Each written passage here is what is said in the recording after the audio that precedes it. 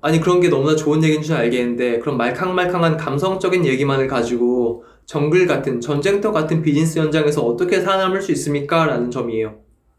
그래서 제가 오늘 이 책을 소개해드린 겁니다. 이 책을 보시면은, 안녕하세요, 한결입니다. 좋은 두 주 보내셨어요? 네, 저도 좋은 시간 보냈습니다. 저는 지난주 토요일에 경기도 포천으로 회사 워크숍을 다녀왔어요. 그 워크숍 중에 저희 회사 대표님과 말씀을 나눌 시간이 있었습니다. 저와 대표님이 나눴던 대화의 주제는 공정함에 관한 것이었어요. 그렇게 대화가 오고 가던 중에 제가 말씀을 드렸죠. 제가 생각하는 공정함의 의미는 겉복을 입은 판사가 재판대 앞에 서 있는 그런 느낌입니다. 감정적으로 치우치지 않고 이성으로 냉철하게 사리 판단해서 옳고 그름을 가릴 수 있는 것, 이런 것을 공정함이라고 저는 이해하고 있습니다. 라는 것이었어요. 그러니까 제가 생각했던 이 공정함의 의미를 들었을 때 여러분은 어떤 이미지가 떠오르세요? 마치 스냅샷 속에 한 장의 사진 속에 담겨있는 정적인 그런 이미지가 떠오르지 않으시나요? 아마도 그 사진의 색깔은 흑백일 거예요. 그런데 저희 대표님은 저한테 말씀하시더라고요. 공정함에 대해서 가지고 있는 정을 바꿀 수는 없을까? 대표님의 의미는 이런 것이었어요. 공정함이라는 거는 그 공정함을 추구하는 모든 방향성과 그 방향성을 추동하는, 그 방향성을 만드는 모든 열정과 감정들까지도 포함할 수 있는 개념이어야 한다는 의미인 것 같아요.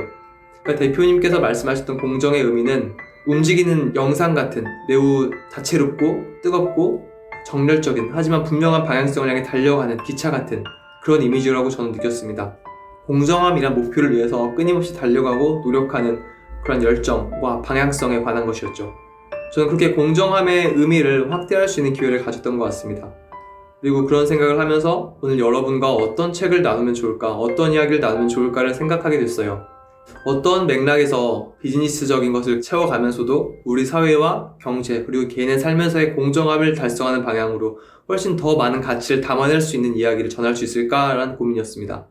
네, 그래서 제가 준비한 책은요, 데이비드 울프 등이 쓴 위대한 기업을 넘어 사랑받는 기업으로 라는 책입니다.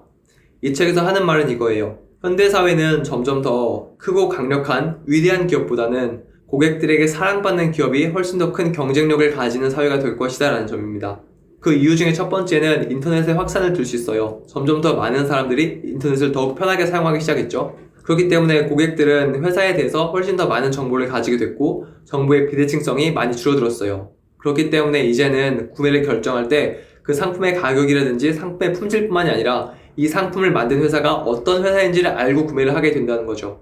그리고 그 회사가 어떠한 가치를 표방하고 어떠한 경영을 해왔는지를 보면서 고객들은 이 상품을 구매할지 말지를 결정하게 된다는 겁니다. 이게 첫 번째 이유였고요. 두 번째 이유로는 고령화 사회의 진입을 들고 있어요.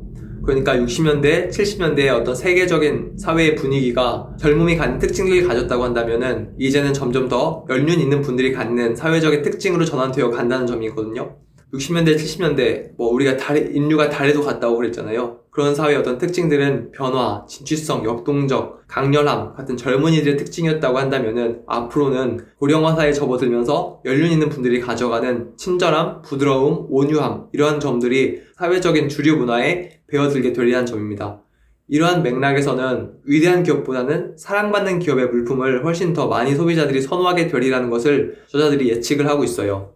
그리고 실제로 사랑받는 기업들이 어떤 기업들이 있고 그 기업들은 어떠한 방식으로 회사를 운영하고 있는지에 관해서 풍부한 사례를 제시하고 있고요. 그리고 그런 회사들이 실제로 어떠한 수익을 만들어내고 있는지도 이 책에 다뤄져 있습니다. 물론 이 책을 어떤 방법론으로 이해할 수도 있어요. 마케팅적으로 더 많은 수익을 내기 위한 방법론으로 이해하고 방법을 따와서 적용할 수도 있겠습니다. 그것을 전 나쁘다고 말하지 않아요.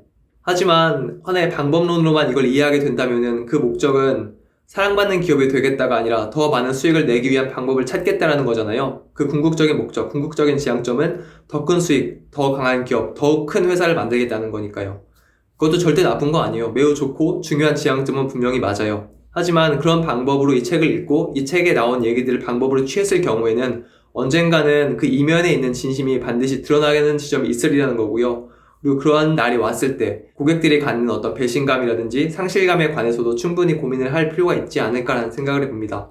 제가 제안드리고 싶은 가장 좋은 이 책을 읽는 방법은요, 이 저자들이 하는 말이 무엇인지를 알고 여러분의 마음에서부터 위대한 기업보다는 사랑받는 기업으로의 전환이 이루어질 수 있었으면 좋겠다라고 저는 생각해요. 이게 정말 이 책을 대하는 매우 좋은 방법이라고 생각을 하고 있고요. 그리고 그런 사랑받는 기업으로의 전환이 이루어질 수 있을 때 여러분의 회사와 더 나아가 우리 사회와 우리 경제 그리고 그 안에는 각자 모두의 삶이 훨씬 더 높은 공정함을 추구할 수 있는 방향으로 가리라고 저는 생각하고 있습니다. 그러면 위대한 기업과 사랑받는 기업에 관해서 조금 더 말씀을 나눠볼게요. 여러분은 위대한 기업이라는 단어를 들었을 때 머릿속에 어떤 이미지가 떠오르세요? 아마 이런 것들이 아닐까요? 강력함, 권력, 패권, 국가 경제를 뒤흔들 만큼의 시장 지배력, 엄청난 고용 규모, 누구나 우러러보는, 누구나 선호하는 입사지원 1순위의 거대한 기업, 이런 것들이 떠오르지 않으세요? 아마 이러한 점들이, 이러한 키워드들이 위대한 기업에 관해서 우리가 가지고 있는 이미지일 거라고 생각을 합니다. 실제로 이러한 키워드들이 중심이 된 가치를 가지고 기업을 운영하고 그러한 위대한 기업을 만들겠다라고 마음을 먹고 있는 사람들도 분명히 있으리라고 생각합니다. 그런 것들은 절대 나쁜 건 아니에요. 우리가 시장 경제를 가지고 있고 시장 경제의 주요한 특징 중에 하나가 경쟁이기 때문에 이러한 맥락 위에서 이런 위대한 기업을 만들겠다는 것 자체는 절대 비난받을 일은 아니라고 저는 생각합니다. 하지만 제가 드리고 싶은 말씀은 이거예요. 그러한 가치들을 가지고 나아갈 경우에 발생할 수 있는 위험한 지점들이 분명히 있다는 거죠. 사랑, 사회적 가치, 공정, 정의, 함께함 이러한 가치들의 이러한 키워드들에 관해서 충분한 가치 부여, 충분한 가치 인식이 이루어지지 않은 상태에서 앞서 말씀드렸던 위대한 기업의 특징들을 추구하고 그런 것들을 가진 위대한 기업을 만들고자 할 경우에 우리 사회가 가져야 할 공정이라는 단어, 우리 경제에 반드시 있어야 되는 공정함이라는 것이 상당히 훼손될 수 있는 위험이 발생한다고 저는 이해하고 있습니다. 실제로 우리는 이러한 사례들을 정말 많이 보아왔고 이미 경험하고 있다라고 저는 말씀드릴 수 있어요. 그렇기 때문에 제가 드리고 싶은 말씀은 이러한 키워드들만 추구하는 거대한 기업, 강력한 기업, 소위 위대한 기업을 만들려고만 하는 것이 아니라 오늘 제가 소개해드린 이 책에서 다루고 있는 이러한 가치들을 추구하면서 사회적인 가치, 공정, 정의, 사랑, 함께함, 더불어 삶, 정의로움 이런 것들을 추구하면서 기업을 운영할 수 있지 않을까라는 점을 말씀드리고 싶은 거예요. 그럼 어떤 분들은 이렇게 말씀하실 수도 있겠죠. 아니 그런 게 너무나 좋은 얘기인 줄 알겠는데 그런 말캉말캉한 감성적인 얘기만을 가지고 정글 같은 전쟁터 같은 비즈니스 현장에서 어떻게 살아남을 수 있습니까? 라는 점이에요. 거기에 그래서 제가 오늘 이 책을 소개해드린 겁니다. 이 책을 보시면은 이런 사랑받는 기업을 지향했을 때 소비자들에게 어떠한 사랑을 받고 실제로 그러한 기업들이 위대한 기업을 추구했던 다른 기업들에 비해서 어떠한 시장에서의 성과들을 만들어내고 있는지가 이 책에 나와 있어요. 그래서 이 책을 꼭 읽어보셨으면 좋겠다는 말씀을 드리고 싶습니다. 사랑받는 기업은 어떤 기업일까요? 방향성이 다른 거죠. 우리 회사를 키우겠다, 거대하게 만들겠다, 위대하게 만들겠다가 아니라 나는 나의 회사를 사랑받는 회사로 만들겠다라는 거예요. 방향성 자체가 다른 게 느껴지지 않으시는가요? 그렇다면 누구에게 사랑을 받아야 될까요? 첫 번째는 직원입니다. 정말 좋은 회사, 정말 사랑받아야 되는 회사라면은 그 회사의 직원들부터 사랑받는 게 먼저라고 저는 생각해요. 집안에서 사랑받지 못하는, 집안에서 아이들을 사랑하지 않는 아버지가 밖에 나가서 위대한 사람일 수 있나요? 밖에 나가서 사랑을 말하는 사람일 수 있을까요? 저는 가능하지 않다고 생각합니다. 지금 바로 내 옆에 있는 사람, 지금 바로 나와 이렇게 호흡을 같이 하는 사람, 나와 함께하는 나의 동료들, 내 회사의 직원들로부터 사랑받지 못하는 회사라면은 절대로 고객들에게 사랑받는 회사일 수 없다라고 저는 생각을 합니다. 사랑받는 기업의 첫 번째 단계는 내 회사의 직원들로부터 사랑받는 회사, 내가 직원들을 사랑하는 마음을 갖는 것, 이게 매우 중요한 첫 걸음이라고 저는 이해를 하고 있습니다. 그리고 그 다음에는 고객들을 사랑하는 것이고 그 고객들이 속해 있는 사회를 사랑하는 것이고 이러한 방식으로 사랑의 영역을 점점 더 확장해 가는 것이 사랑받는 회사로 나아가는 방향이고 실제적인 프로세스가 되리라고 저는 이해를 하고 있습니다. 사실 위대한 기업과 사랑받는 기업을 가르는 중요한 분기점이 있습니다. 물론 이 분기점은 개인적인 성품, 살아온 나날들, 그리고 종교적인 특징, 아니면 주변 사람들과의 관계 같은 요소들일 수도 있어요. 하지만 더 중요한 분기점이 있습니다. 제가 생각할 때 그거는 시스템을 어느 정도의 범위로 이해하고 있느냐라는 점이에요. 두 가지의 예를 들어볼게요. 한 명은 회사를 운영해요. 그리고 그 사람의 머릿속에는 그 회사밖에 없어요. 그 사람이 가지고 있는 사고의 시스템, 그 사고의 체계 속에는 자기 회사 하나뿐인 거예요. 그런 경우에 그런 사람들은 주변 환경, 고객들과의 관계, 사회적인 정의, 국가 경제에 대한 어떤 기여 이런 것들을 고려하지 않고 나의 회사를 성장시키고 내 회사를 더욱 강력하고 더 경쟁력 있는 기업으로 만드는 데 집중할 수 있겠죠. 하지만 다른 사람이 있어요. 그 사람이 가지고 있는 시스템에는 훨씬 더 폭이 넓어요. 내 회사뿐만이 아니라 고객들도 같이 보고 있고 내 회사가 놓여있는 경제 생태계도 보고 있고 국가 경제도 보고 있어요. 어떻게 보면 세계 전체적으로 움직이는 흐름까지도 하나의 시스템 속에 하나의 어떤 메커니즘 속에 놓고 이해하는 사람이에요. 그 회사는 그 사람에게 있어서 커다란 생태계 속에 있는 하나의 나무 같은 거거든요. 만약에 이런 관점으로 나의 회사를 이해하고 이러한 관점으로 세상을 보는 사람이라면, 훨씬 폭넓은 관점을 가지고 시스템적인 사고로 이해하는 사람이라면은 그 사람이 가진 결정은 분명히 다를 수밖에 없다고 생각합니다. 나의 회사만 잘 되면 돼, 내 회사만 경쟁력 있고 내 회사만 위대한 기업이 되면 돼 라는 점보다는요, 물론 그게 나쁜 건 아니에요. 다만 그렇게 추구하는 과정 속에서 고객들과의 관계도 함께 생각할 거고요, 국가 경제도 생각할 거고요, 주변 생태계, 자연까지도 생각할 거고요, 세계 경제가 흘러가는 흐름까지도 볼 거예요. 그리고 그런 사람들은 너무나 자연스럽게 사랑받는 기업으로 만들 때 내 회사가 훨씬 더 성장할 수 있어 라고 보리라고 저는 이해합니다. 왜냐면 전체 시스템이 같이 움직일 때 회사가 그 안에서 함께 흘러가기 때문이에요. 무슨 말씀인지 이해가 되시죠? 개인적인 성품, 개인적인 덕성뿐만이 아니라 그 사람이 얼마나 폭넓게 세상을 이해하느냐에 따라서 회사의 방향성이 달라질 수 있다는 점을 전 말씀드리고 싶습니다. 오늘 저와 함께 나눈 말씀들을 선과 악의 이분법으로 이해하지 않으셨으면 좋겠습니다.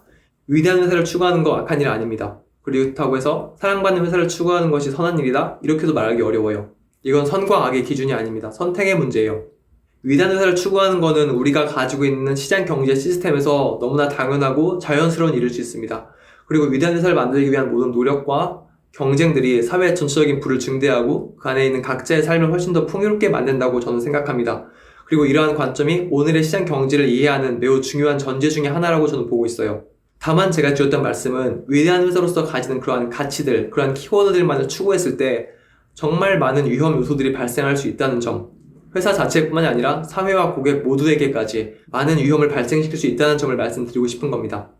그리고 또 하나 말씀드리고 싶었던 거는, 사랑받는 회사를 추구한다고 해서 위대한 회사가 가지는, 그것을 지향했을 때 가질 법한 규모적 거대함과 강력함을 갖지 못한다는 건 절대 아니에요.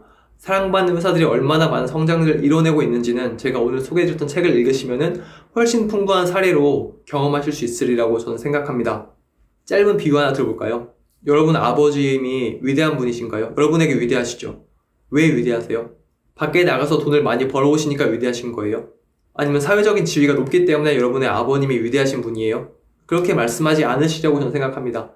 여러분의 아버님이 여러분에게 위대한 이유는 여러분을 사랑하는 분이기 때문인 거잖아요. 그리고 또 여러분이 그분을 사랑하기 때문에 그분이 여러분에게 위대한 존재인 거잖아요. 이거랑 마찬가지인 것 같습니다. 기업도 마찬가지인 것 같아요. 제가 오늘 드린 모든 말씀을 이거 하나로 정리할 수 있을 것 같습니다.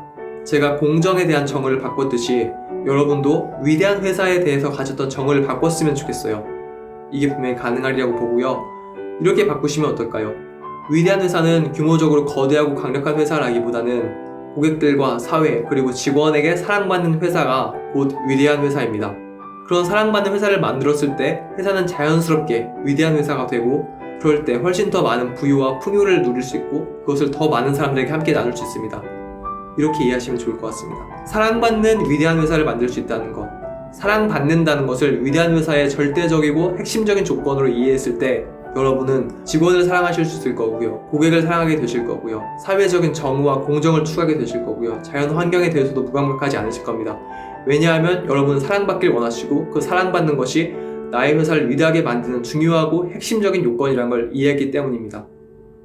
여러분, 사랑받는 기업이 곧 위대한 기업입니다. 이 점을 꼭 기억해 주셨으면 좋겠습니다. 그리고 이러한 관념이 우리 경제 전반으로 퍼져가고 우리가 기업을 바라보는 기본적인 관점으로 자리 잡을 수 있을 때 우리 사회는 더욱 높은 수준의 공정과 정의로움을 달성할 수 있으리라고 저는 생각합니다. 그리고 여러분의 부는 존경받는 부유함이 될 것이고, 그리고 여러분의 회사와 고객들은 정말 깊은 사랑을 주고받으면서 더욱 많은 풍요로움을 놀라운 기쁨 속에 함께 누리게 되리라고 저는 믿습니다. 이러한 관점이 우리나라를 넘어서 전 세계로 퍼져갈 때 모든 인류가 더 많은 풍요로움을 함께 누릴 수 있게 되리라고 저는 생각을 합니다. 꼭 그런 사회가 되었으면 좋겠습니다. 그리고 여러분이 더욱 행복했으면 좋겠습니다. 여러분의 고객과 여러분의 동료들 그리고 여러분의 회사에 사랑받음의 행복감과 기쁨이 넘쳐 흐르기를 기도합니다. 감사합니다.